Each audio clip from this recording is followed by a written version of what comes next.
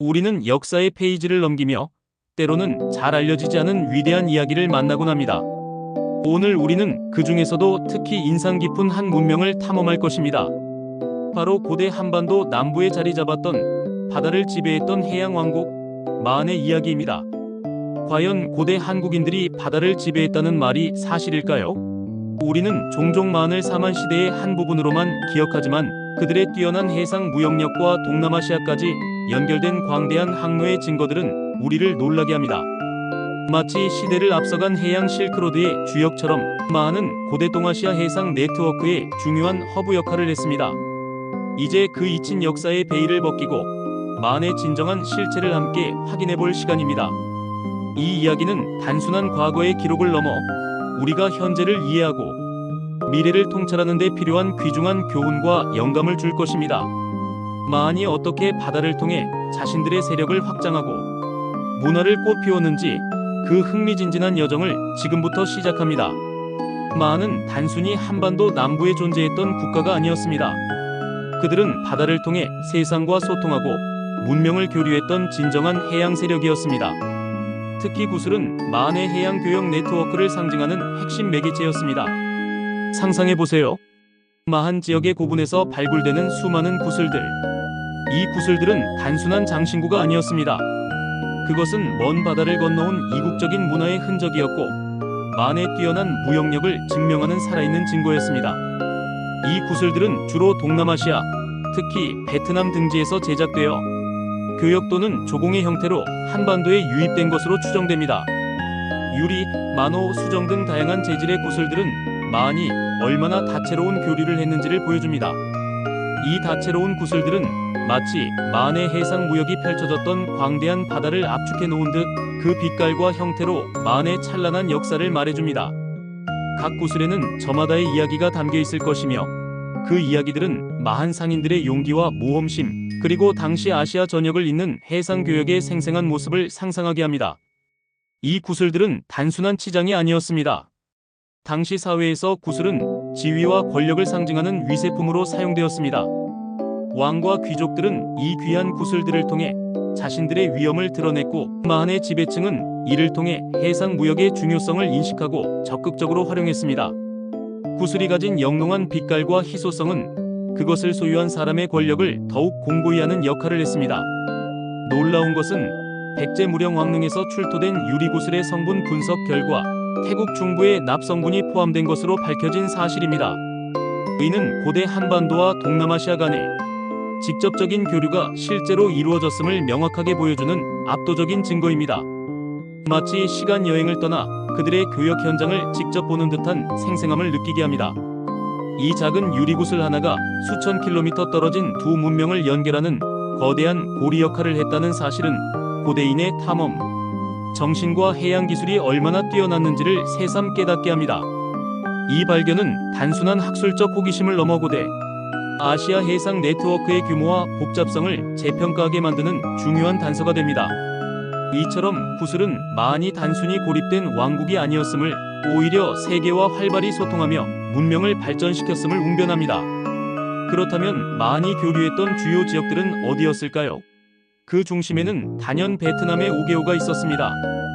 오게오는 고대 동남아시아의 주요 무역항으로 마한을 포함한 다양한 지역과의 교류 중심지였습니다. 이곳 오게오 유적에서는 마한의 유물과 유사한 다양한 장신구와 생산 도구들이 발견되곤 합니다. 이는 마한과 오게오가 단순한 교역 관계를 넘어 문화와 기술을 공유하는 깊은 유대감을 형성했음을 시사합니다. 당시 오게오는 해상 실크로드의 중요한 기착지이자 각지의 문물이 집결하고 다시 확산되는 거대한 교차로였습니다. 마한이 이곳과 교류했다는 것은 그들이 당대 국제무역 네트워크의 핵심에 있었다는 의미입니다. 또한 앞서 언급된 태국 중부 지역과의 교류 역시 중요한 의미를 가집니다. 백제 유리구슬에 포함된 태국산 납성분은 고대 동아시아 해상 무역의 복잡하고도 넓은 네트워크를 잘 보여줍니다. 태국과 마한 사이의 직접적인 교류는 해상 항로가 얼마나 멀리까지 뻗어 있었는지를 입증하며 당시의 항해술과 항해 지식이 상당한 수준에 이르렀음을 짐작케 합니다. 나아가 말레이 반도 등 다른 동남아시아 지역과의 교류 가능성도 꾸준히 제기되고 있습니다. 의는 마한이 얼마나 광범위한 해상 네트워크를 구축했는지를 짐작하게 합니다.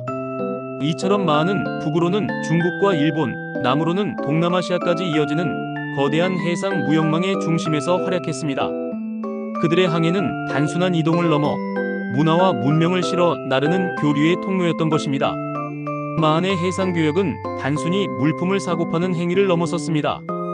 그것은 마한의 문화와 경제 발전에 결정적인 기여를 했으며 국가의 번영을 이끄는 중요한 동력이었습니다.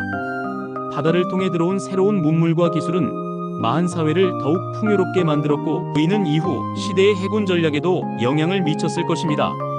마한은 해상 무역을 통해 막대한 부를 축적했을 뿐만 아니라 다양한 문화를 수용하고 융합하며 자신들만의 독특한 문명을 발전시켰습니다.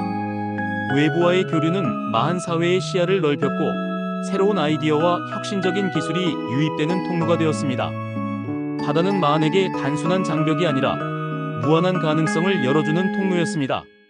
그들은 해양력을 바탕으로 자신들의 영역을 확장하고 다양한 문명을 연결하며 시대의 선구자적인 역할을 했습니다. 그들의 해상 전략은 훗날 백제와 신라가 해양 강국으로 성장하는 데 밑거름이 되었을지도 모릅니다. 마한은 한반도 역사에서 해양 세력의 중요성을 일깨워준 첫 번째 주역이라고 해도 과언이 아닙니다. 마한은 단순히 물품을 교역하는 것을 넘어 해양을 통해 문화를 교류하고 네트워크를 형성했습니다. 옹관묘, 즉 동무덤과 같은 장례 문화나 쌀농사, 기술과 같은 중요한 문화 요소들은 동남아시아 지역과 공유하며 서로 영향을 주고받았습니다. 이는 마한이 지리적인 경계를 넘어 문화적인 공통분모를 형성하며 하나의 거대한 해양 문명권을 이루었음을 보여줍니다. 당시 동남아시아 지역에서 유행하던 쌀농사 기술과 관련된 도구들이 마한 지역에서 발견되는 것은 단순한 물품 교역을 넘어선 기술 이전과 문화적 확산을 증명합니다. 또한 독특한 옹관묘의 형태가 동남아시아 일부 지역에서도 발견된다는 점은 마한과 이 지역 간에 깊은 문화적 교류가 있었음을 강력하게 시사합니다. 오늘날 우리가 세계화를 이야기하는 것처럼 마한은 이미 고대의 해양을 통한 국제적인 교류와 문화 융합을 실천했던 셈입니다. 그들은 바다를 통해 동남아시아의 풍부한 문화와 지식을 받아들였고 이를 자신들의 것으로 소화하여 독창적인 문명을 발전시켰습니다. 이러한 문화적 융합은 마한 사회를 더욱 다채롭고 활기 넘치게 만들었을 것입니다.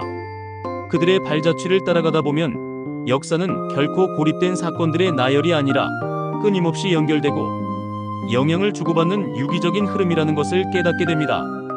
결론적으로 마한은 해상 무역을 통해 동남아시아와 활발하게 교류했으며 구슬은 이 교류를 상징하는 중요한 매개체였습니다. 이러한 교류는 마한의 문화와 경제 발전에 기여했을 뿐 아니라 더 나아가 동아시아 전체의 해상 네트워크 형성에 중요한 역할을 했습니다. 어쩌면 우리는 마한의 역사를 너무나 간과하고 있었는지도 모릅니다. 그들은 고대 한반도의 바다를 넘어 동남아시아의 푸른 바다까지 나아갔던 위대한 해양 개척자들이었습니다. 그들의 발자취는 오늘날 우리에게 새로운 영감과 교훈을 줍니다. 바다는 더 이상 국경이 아니라 모두를 연결하는 무한한 가능성의 공간이라는 것을요. 마한의 이야기는 우리에게 용기와 도전 정신을 일깨워주며 역사가 현재와 미래에 얼마나 중요한 의미를 가지는지 다시 한번 생각하게 합니다. 고요하지만 강렬했던 마한의 파도 소리가 아직도 저 바다 어딘가에서 들려오는 듯합니다. 우리는 그들의 위대한 유산을 기억하며 더 넓은 세상을 향해 나아가야 할 것입니다. 마한은 우리에게 과거의 영광을 상기시킬 뿐만 아니라 미래의 가능성을 제시하는 등대와도 같습니다. 그들의 이야기는 우리가 가진 잠재력을 믿고 미지의 영역에 도전하며 다양한 문화와 소통하는 것의 중요성을 가르쳐줍니다. 마한의 파도 소리를 들으며 우리 안의 개척자 정신을 다시금 일깨우는 계기가 되기를 바랍니다. 이는 비단 역사적 사실의 재조명을 넘어 우리가 살아가는 이 시대에 필요한 지혜와 통찰력을 제공해 줄 것입니다.